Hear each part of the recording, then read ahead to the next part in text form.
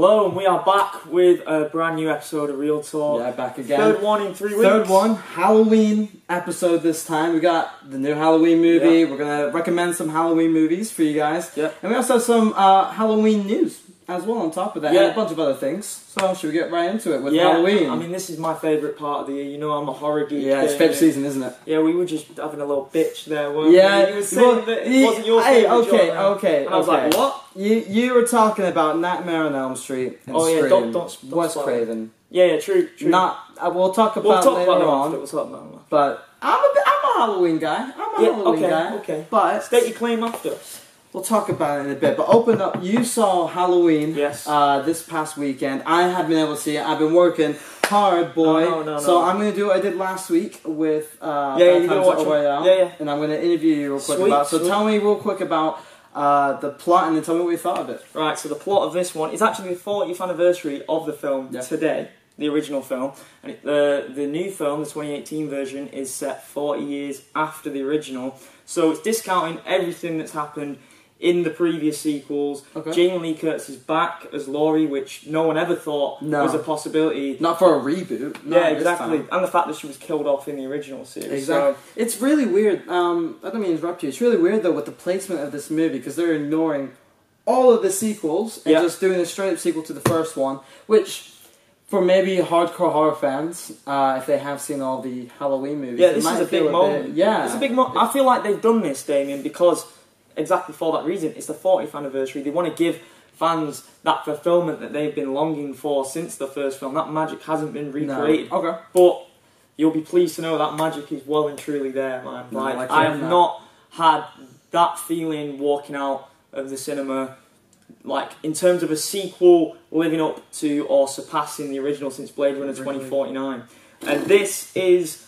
Big praise. This is for so what Blade Runner 2049 did for sci-fi, I believe this iteration of Halloween does that for horror in terms of making a perfect sequel. Okay. For me, the film is... I mean, with anything in life, you can nitpick and try and find flaws, but for me, this is absolutely flawless. So, set 40 years after the original, Michael Myers is now in a mental institution, and Laurie's all kinds of messed up after what happened in the original. Kind of like PTSD. She's still never recovered from that, man, so she's made her house some sort of death trap for Michael Myers. She's anticipating his return at some point in her life. So we're looking at a Home Alone situation right now. What I drew comparisons from was Sarah Connor in Terminator 2. Okay. How she's just ready for for the Skynet to come back, and she's ready for war. So kind of like the same character development. Exactly. She's confused.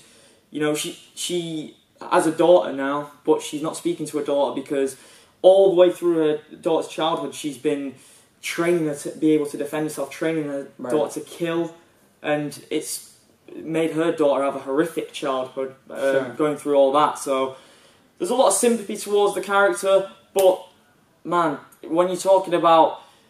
I mean, I found it difficult to anticipate how this film could make a slasher film scary for this generation, because there is a big generational gap in the sense of whether that can cross over and be scary to the generation that's so scared of demonology and paranormal events. We were talking about that last week. We were, and man, it has done it. It really has.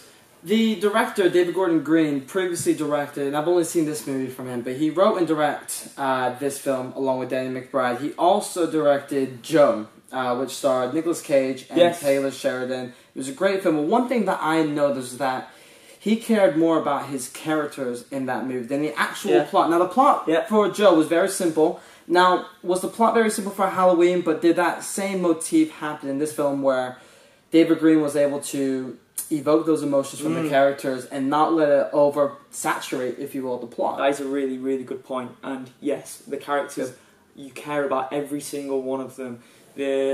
Like I mentioned before, Laurie's daughter is introduced. That's a completely different dynamic. So you have elements of the original that make the nostalgia within the fans like glee with excitement, but the slasher element. But it's not just nostalgia. It's not just we're going to do the same thing over and over again just to please fans of the original. It expands on what made the original so great, adds different elements to the story that you weren't expecting. The granddaughter of Laurie is kind of set up to be, if there was going to be a new franchise from this, which there's arguments for and against that. Obviously, I'd love to see the character of Michael Myers return again, but this ending is perfect. Well, what I was going to say as well, there was a lot of hype coming into this movie. A lot of hype. There was the critic reviews from before. We were chatting last week again about how the critics were responding slowly but surely to Halloween. How this reboot seemed to be a great new twist of the series for the modern generation. Like you were saying, because people nowadays are more used to the paranormal scares and all those. But this is a complete slasher. Yeah. And one thing I was going to point out was that this movie has made more money. It's made $78 million at the box office, just a little bit less than Venom. So it didn't set the October box office record. So did this film for you meet the hype? 100%. 100%. Because I remember reading, prior to going and watching the film, I try and stay away from reviews as much as possible. And trailers. Yeah, exactly. Well, trailers I did well with. I didn't watch any trailers, but reviews I thought I just want a little taste of what to expect going in there. 9s out of 10s across the board. IGN. I believe Empire gave it a great review as well, and it premiered at Toronto International Film Festival as well, which was really weird because not a lot of horror films have the balls really to release the film in such a esteemed festival. I know, because you're going to get a lot of people who aren't horror heads and that who are going to judge it straight up as a cinematic experience. Of course, Even if you're not a horror fan, I think from a cinematic perspective, you have John Carpenter bringing back the highly praised theme in the original, remastered for modern audiences. There's so many. Like, even the cinematography, the way the film is made, certain shots in the film will blow you away. It's got something to please absolutely everybody. I really can't praise the film enough, man. So, with the other films that we've seen this year, because we have had a great year. It's been one of the best, hasn't it? But, let me know, where does this film stand? Where, we've seen great movies. We've seen Avengers Infinity War. Yeah. We've seen Mission Impossible Fallout, which you and I agree is one of the best action movies of all time. It's personally my favorite of the year. And of course, you saw A Star Is Born. Yeah. Which now, where does this fit with all those? I know you're going to be surprised. Everybody at home is going to be surprised, but that's my film of the year, man. That is my film of the year. Man, now I'm just... when horror is done right, like, I love horror so much as a genre. It's the genre that I grew up on and fell in love with quickly compared to other genres. Like, it was probably between horror and action, but when horror is done right, because it's so rarely done right in today's climate, it just makes you remember why you fell in love with the genre in the first place. And that's really what makes us love film. Exactly. Is the reminder, why do we love movies? Why do we love a certain genre? And I'm glad to hear that. I am so excited to see it. And it's that feeling of watching, you feel like you're watching a modern classic in front of your own eyes. And how often do you get that experience? Not often, except this year, I will say. There's been a few times. I feel like there's been a few times. We've been really lucky We've been spoiled. for horror this year. Hereditary as well. Yeah. Not so much with The Nun. No. But, we've been very blessed. So I'm glad to hear that movie sorry if I took over a bit of time. No, not at all. Not at all. I want to hear, I think people in the audience, you guys, comment below if you have seen Halloween, because we want to know, do you guys think highly of this film, such as Jamal? I know I am a horror guy, and I'm going to watch this no matter what. I was not a fan of the original. Yeah. I really had no interest in this movie. I said that last week, though. Yeah, you did. But and now this one... This actually made the original look so much better in reflection because of the story that it added to this version. So, obviously, if you're not a fan of the original, you don't think you'd like the original, it's well worth watching the original to see what it sets up in this situation. Okay. And I'm pretty sure we'll get a sequel because of the amount of money it made. The distribution companies right now are like, okay, how can we milk this dollar cow right now? Oh, 100%. Yeah. So carrying on with Halloween figures, we're going to talk about Guillermo del Toro real quick, who is a horror mastermind, as we know. And he has just announced that he's going to be directing Netflix's Pinocchio movie. Now, it's going to be his first anime movie, so it's going to be stop motion. How are you feeling about this? Stop motion creeps me the hell out, man. Really? So those horror elements that he brings to the table, I think they'll be shown, maybe not intently, but just by, like, incidentally, like with everything that he's done before. Take Coraline, for example. Okay. Coraline Is it meant to be a horror? Is it meant to be a children's film? It's still creepy. No one knows. No one knows. Yeah, exactly. We both feel the same way. No, about Pinocchio is. I believe. Is it? You're a Disney guy. Is it a Disney? Pinocchio. Yeah, well, it's not a Disney. It's a tale that's been made a long time ago. Disney did Disney. Everyone thinks of Pinocchio. You think of the Disney movie. Right. You don't think of the classic folktale or anything like that. Which is interesting since it's a folktale. He has full, he has all the rights to do whatever spin. Yeah. He can on it because Disney don't own the rights. No, well, what's funny is that it's still going to be a musical. Okay. There's still going to be songs, which is just going to make it even more creepy, seeing all these stop motion creatures talking. I don't like it. But I'm looking forward to Guillermo del Toro's next film. I wasn't the biggest fan of Shape of Water. Not that it was terrible, but I watched did it love together. it. I thought that was amazing. I know. I watched thought about that. Time. Yeah. First time I saw it, I was a remember. big fan. Second time, I think there was that kind of wore off me a little bit. No, that's But good. I am looking forward to see how now he's won an Oscar. Okay? Oh yeah. And so now we're going to see if this next tale can really match that level of praise again. Big coup for Netflix as well. Oh, 100%. They're on a serious roll. Now let's talk about that real quick. Netflix are having a lot. They're having a lot of shows come in. Now a lot of shows come out. And now I really want to mention this real quick. Luke Cage. Yes. Has just been cancelled. Dude, that's so crazy because last week we were talking about Iron Fist. And then it was 2 days later. And how it was going to affect the Netflix Marvel universe. Well, it's been seriously affected now, hasn't it? Well, I mean, if you think about it, we now have half of the MCU Netflix shows. What would you call it? The Netflix TV... NMU? No, Netflix Marvel That's universe? it. And then you're welcome, there Netflix. We We've sorted out that. that. We're going to trademark that now. Yes. But they've cancelled Iron Fist, cancelled Luke Cage. They've basically come out and said they're never going to do another season of Defenders because of how little got with the audience. No. And so it's really interesting now to see where we're going to go from here. They haven't cancelled Daredevil. In fact, they just released Daredevil. And it got stellar reviews. Incredible really good reviews. I'm on the second episode. It's sick. Yeah. It's awesome. I love the first 2 episodes. Actually, I've seen 4 episodes now. It is... I won't get too close. Did you finish season 2? Yeah, I did. Right. So leave that. Can we talk about season 2 Yeah, now? we can leave it. We can talk about it. Should we talk about when we're recommending stuff at the end? Because I don't want to blog it down too much. Because I want to talk about the overall plan real quick. Yeah. Because with Luke Cage and Iron Fist, that's half of the team gone for the Defenders. Yeah. Almost. We've got 2 out of the 5 people gone. Yeah. Punisher's going strong. Jessica Jones is going strong. Well, season 2 didn't get as many hits as they would have liked. Mixed reviews. Did yeah, you watch season I didn't 2? see season 2. Season 1 I did like. Yeah. I really liked it. And then Daredevil, season 3, it's worked really well.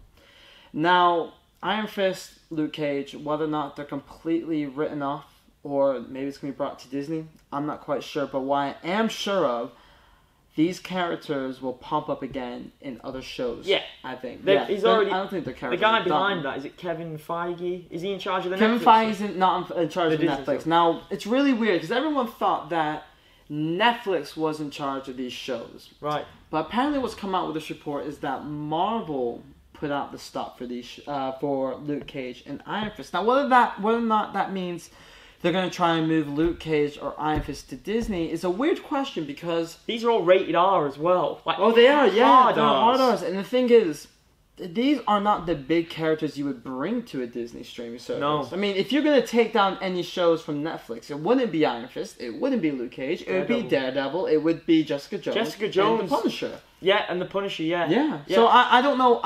The main thing is, I don't know where we're going to go from here. Are they going to bring new characters into the situation now? Blade has been rumoured for a long time. Well, this is where maybe they're trying to set up their own DC streaming service, DSSMU, Marvel Universe on a Disney streaming service. Maybe they're trying to bring Blade, Luke Cage, Iron Fist. How amazing would a Blade TV show be, though? I feel that character's built, especially with the R-rating direction that they've been going in. I'm excited for the prospect of it. It just really depends how it would match with all these other characters at the moment. Because you don't want to feel like it's too bogged down, kind of, with all these different Marvel characters. We're saying that I loved all the characters in Avengers. Morbius managed to be present in... I know he's not been in the movies yet, but in the comics, in Spider-Man, a vampire existed in that. And Blade existed in that world as well. Well, they're trying to get a Morbius film off the ground right now. With Jared Leto. And they're possibly going to try and incorporate that with a Spider-Man in the future. But no one really knows at this point what's going on. There's so many different universes. Like, because we have the Sony Marvel universe, the Netflix Marvel universe, and the Disney Marvel universe. There's a lot of things going on right now. Oh, time will tell. Time will tell at the end of the day. And yeah, so I'm okay with them being cancelled. I wasn't the biggest fan. Yeah, of them. I mean, aesthetically, from what I saw, Luke Cage looked pretty sick in the first season, but I heard season 2 was really awful, really bad. So I'm okay with it. Is it how you say his name? Mahershala Ali. Mahershala Ali. Yeah, he was in the first season, and Moonlight, obviously highly praised actor, and apparently he was great in the first season. So maybe it's worth checking out the first season as a standalone thing. Maybe. Just to get that opinion on it. Well, moving on to the next is Pirates of the Caribbean.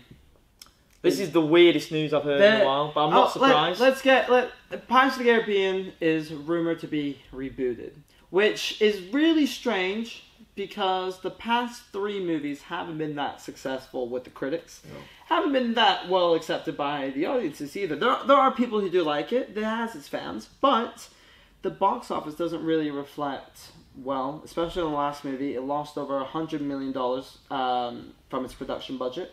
So I don't know why Disney is wanting to reboot. Maybe because they feel like they've got a new twist they can tell. I don't know. I have no idea. I don't understand the thing in... Like, whilst we've been alive, we've seen 3 different guys play Spider-Man. Yeah. We've seen 2 different guys play Batman. I get those characters people want to see constantly because they're massive characters. So maybe they'll get the benefit of the doubt. But a property like Pirates of the Caribbean, where it spanned 2 decades of our lifetime. Yeah.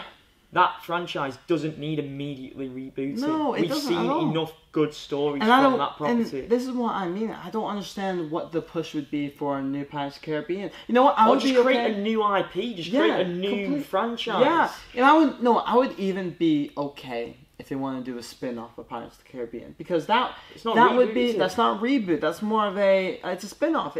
You can tell a whole new franchise from that. And essentially, when you're rebooting a franchise, it comes across as a spin-off, because anything that's not to do with Captain Jack Sparrow is automatically going to be seen as a spin-off. And if you look at everyone's complaints from the past few films, it's really been Johnny Depp's character. I think people are overdrive too much. Oh, of course, it's done too much nowadays, where we get these reboots of the same characters, the same stories. And they're only going to get some guy to come in and do a really bad replication of Johnny Depp as well. Yeah, I just don't understand why they want to do it again. But who knows, maybe Disney are seeing dollar signs right now. I saw comments on Twitter saying, maybe this is the time that they'll do an R-rated Pirates of the Caribbean. Who wanted to see that anyway? Yeah.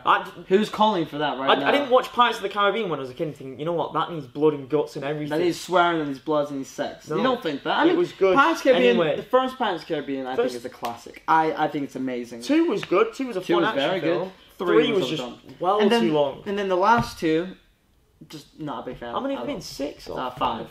5 now. So we'll see where that franchise goes. Now, we just got a announcement earlier today that Martin Scorsese and Leonardo DiCaprio are going to be teaming up for another movie in 2 years. It's going to be centered around this worker who finds basically oil underneath his workplace, and he creates his own oil company. And fast forward 10 years, he's a millionaire, but one by one his company workers are dying. They're being cut off. The FBI, who are just their new federal bureau, and they are starting to investigate Leonardo DiCaprio's murder situation. Yeah. And it's the reteaming of Martin Scorsese and Leonardo DiCaprio, the dream team. The only doubt I have about this, Damian, is that if you go on their IMDb page, or if you've been reading any cinematic news over the past few years, you'll see that they've been linked with a bunch of projects. Yeah. The Devil in the White City was one that's not seen the light of day since it was first rumoured in 2013. So it's been 5 years. A long time. So I'd take this with a pinch of salt. It probably is going to get made. Yeah. Purely because, one of them is going to get made purely because Scorsese is going to be done with The Irishman. So he's going to be freed up. And DiCaprio's going to be freed up from after working on the Tarantino movie. Yeah. So I expect to see them on one of the projects, whether it is this one or one of the others. It sounds very much so like a There Will Be Blood I was just sequel. going to mention that. And it's fine. I'm not saying it will be the same. I'm just saying, if there was a Martin Scorsese, Leonardo DiCaprio movie to come out, this would not be at the top of my priority list at all. They've got the Martin Scorsese. There's an idea out there that Martin Scorsese might make an Al Capone movie, and then there's also another one where Leonardo DiCaprio could play. I'm trying to remember not Steve Jobs, Bill Gates. There's all these other Who keeps ideas. making these rumours? Because I feel like when it says DiCaprio and Scorsese film is in development, you never hear about it after that news broke. No. So who is coming up with these stories? Yeah, and is it viable news? Let's just get one movie out there. Yeah. And then let's get another one. And then let's just see a set photo at least. Let's just see something. See something official. Yeah. That's what we want. And but so I'm excited. I want to see that happen. And when you mentioned, it might not be the immediate path that you thought they'd go down. Shutter Island, was completely out of the comfort zone. Sure. And was one of the best thrillers / even might want to call it a horror film. Yeah. It was amazing. And, he's mostly known for being a crime film director. So he really is. Maybe go down that way. Devil in the White City seemed like it could be that sort of way. DiCaprio playing a serial killer. Yeah. So we'll see. Now, looking forward to next weekend. We really only have 2 movies that we'll be planning to talk about. We'll have Bohemian Rhapsody, which is obviously about Freddie Mercury's life and him really starting Queen and his journey. And I cannot wait to see Rami Malek play Freddie Mercury. Yeah, I'm hyped for this. It's had a bit of a struggle being made because of Bryan Singer coming off the project. Yeah. And then the new director came in. And then we're also going to talk about next week, hopefully, Johnny English Reborn. Are you going to go watch that? I might see it. There's not really that many movies coming out. There's not. This It's week. hitting a bit of a dry period. Yeah. Because the next film, apart from Bohemian Rhapsody, that I'm hyped for is Overlord. Yeah. J.J. Abrams. Which comes out 2 weeks from now. 2 weeks. Right? So we will 7th of definitely. November. I will definitely be seeing that. I know I've had a struggle with seeing movies, but we will both have our review for Overlord on that episode. Go and watch it together. Yeah. Mate. Now Halloween. Let's have that heated discussion, mate. Now you begin. We were talking about it earlier. Tell the audience what kind of what horror movies you recommend. Right, so we're gonna do 3 each, right? We do 3 each. Yeah. So I'm gonna start off with 28 Days Later, which we both love. Is amazing, and the director's from my hometown, Bolton. Yeah, Danny Boyle. Lovely guy. Representing. Yeah. Just that opening shot of Cillian Murphy walking through the city. desolate London is crazy how they managed to do that. I love Cillian Murphy in this movie. In fact, I love the whole progress story throughout this. It's amazing. It even continues well into 28 Weeks Later. Yeah, which is a solid sequel as well, even though that Danny Boyle was a producer. But what this film did for the zombie genre was absolutely game-changing, because it came out before the spoof of Shaun of the Dead, which is obviously a classic within its own right. But long before 28 Days Later came out, it was the George A. Romero zombie. Yeah. Very slow moving. If the zombie was on the other side of the uni building, we could just sit here, make a brew, and just wait 40 minutes for it to make its way to this room. Fast forward to 2002, I believe, when, correct me if I'm wrong, 28 Days Later came out. Was it called? What's the virus called from the film? I don't remember. Rage virus. The rage virus that is from the monkeys. These monkeys are held captive, and these environmentalists, they want to help these monkeys escape captivity. They break into where they're held captive and this virus viciously assaulted and murdered by these monkeys, and it quickly spreads. Fast forward, we get that amazing shot that you've seen, and it's just following Cillian Murphy for survival throughout this 90-minute film, and it's so fast paced. Christopher Eccleston's best performance, I think. Yeah. I'm not the biggest fan. That's my favourite role. Right before he took the role as a doctor. Yeah. This is actually what helped him get the role. Salford Uni alumni. Shout out Christopher there, my guy. Comes and does some talks on here. Yeah, maybe come on the show sometime. Yeah. I'll quickly jump in. We can do we'll do tennis style, right? So my first recommendation is my favourite horror movie of all time. Actually, it's really my second favorite, but I like this probably might be my favorite from my own opinion standpoint, and that's The Conjuring. Yeah. You can't get much better in my opinion than James Wan's Conjuring. The way it sets up these characters, the way Vera Farmiga and Patrick Wilson are able to portray the what's the name again? The Warren family. The Warren family. The way they're able to portray these two, it's not really a horror film. You would say it's a family drama that draws out over this hour and a half period, and it's about this ghost, yes, in this house. It's about this terrible thing that's haunting. They don't really know what it is. Yeah. And the progressive story that's there, we really learn a lot more about the Warrens. We learn about this family that are in this house. We learn about the spirits. We learn about all of this. James Wan is able to create this house as if it's a living being. Yeah. It feels like you're able to tell which room is which. It has that brilliant clap scene, which I'm not gonna lie to you. Anytime I heard somebody clap for like the next couple of weeks after seeing that, I can like unsee it. And it set up a franchise as well. Like obviously. Introduced Annabelle to the audience. Yeah. Introduced the Warren family. Yeah. Have set up.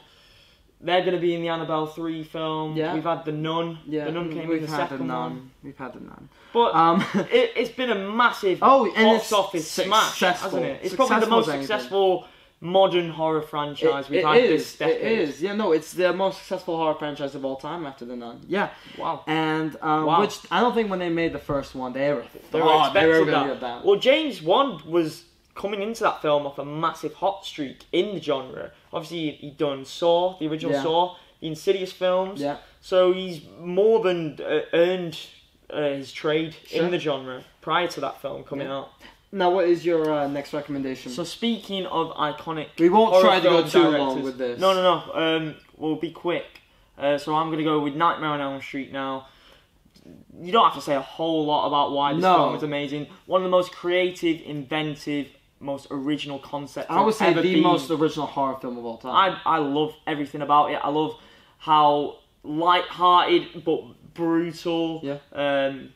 Has one thing, because a great thing about a great horror film is it takes a simple aspect of daily life and makes it terrifying. Sure, yeah. So this respect, it's sleep. Yeah. We all need to sleep. Yeah. No one wants to close their eyes after watching this film. Freddy will invade your dreams or he will kill you in your nightmares. It's the Freudian theory of the uncanny, which is the simple thing day to day suddenly turns into frightening experience. And that is horror at its finest, That is horror at its finest. You're completely right. Amazing performance from Robert Englund as well. I like this movie. I have never loved it. I've always thought it's a cool idea, but at the same time, I always thought at the same time it's been kind of overhyped over time. No. I don't think it holds up. I still appreciate it. No, that's fair enough. I think it's actually Wes Craven's best movie.